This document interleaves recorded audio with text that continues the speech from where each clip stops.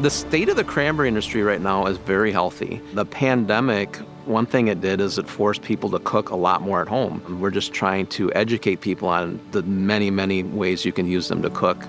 Eat them fresh, eat them raw, put them in smoothies.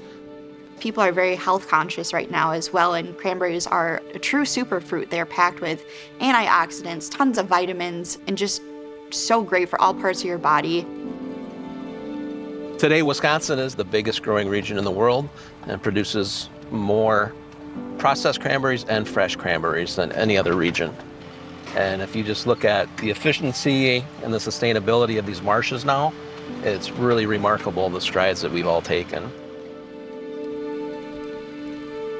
So way back in the 1880s and early 1900s, everybody was fresh cranberry grower because they didn't have cranberry juice. And my family really liked doing it that way, and so we just stuck with fresh. It's a little bit different than process. It's only about 3% of the market.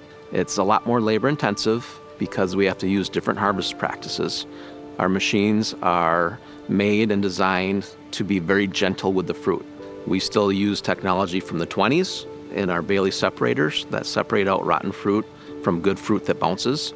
And we use brand new laser technology to sort the cranberries. But then on the other hand, we also hand sort, just like we did 100 years ago. So some things have changed and some have stayed the same.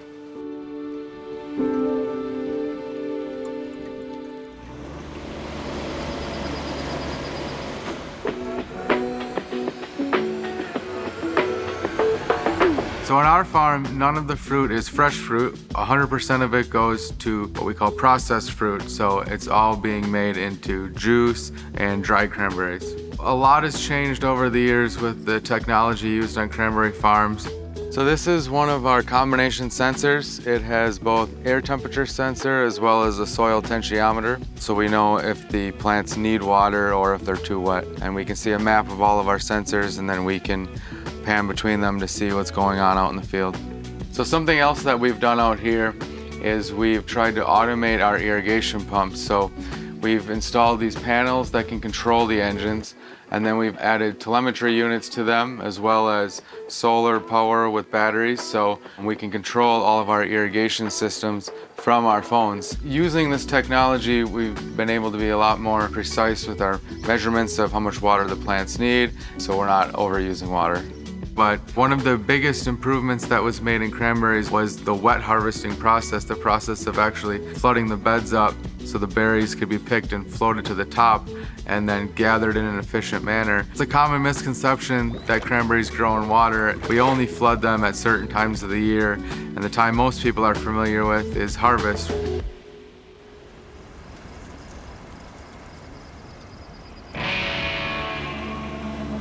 When it comes time to harvest, we will flood up the beds, we'll go in with our harrow, and the harrow just gently combs the berries right off of the vines. And after the harrow comes through, we add even more water so all of the fruit starts floating up above the vines. They have 4 hollow chambers that create little air pockets, which allows them to float on the surface of the water. Then once all the fruit is floating on top of the water, we'll go in with corrals and kind of corral all the berries into one corner of the bed. We'll come through with our berry pump, which is essentially a giant vacuum that sucks all the berries up out of the water and kind of lifts them up into the back of a semi-trailer. And from there, they just go off to be processed.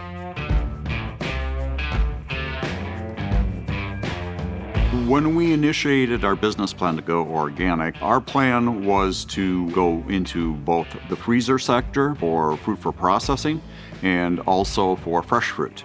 So we actually pick and sort for both purposes.